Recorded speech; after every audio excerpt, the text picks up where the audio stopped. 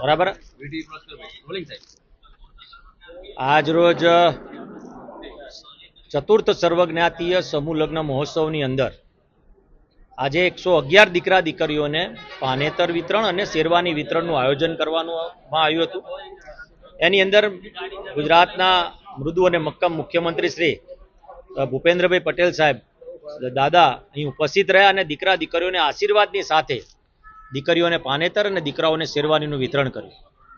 ગઈ વખતે વાવાઝોડાની અંદર માન્ય મુખ્યમંત્રી શ્રી આવ્યા હતા અને ઠેક બાયડ સુધી પહોંચ્યા અને અનિવાર્ય સંજોગો વસાત સ્ટેજ સુધી ન આવી શક્યા, પરંતુ એક સામાન્ય પ્રોગ્રામની અંદર ઉપસ્થિત રહીને એક સુંદર ઉદાહરણ પૂરું પાડ્યું. એમણે તમામ એમના મેસેજ આપ્યો એમણે કે તમામ સમાજો એક સાથે, ધારો કે સર્વજ્ઞાતીય સમૂહ લગ્ન થતા હોય એટલે બધા પારિવારિક રીતે જોડાય, તમામ સમાજો એક સાથે લગ્ન ગ્રંથિથી જોડાય અને એક સુંદર ઉદાહરણ, એકતાની ભાવના પ્રેરાય એવો સુંદર વાત કરી એમણે. અને દીકરા દીકરીઓને અને તેમના પરિવારોને આશ્વાસન પણ પાઠવ્યું.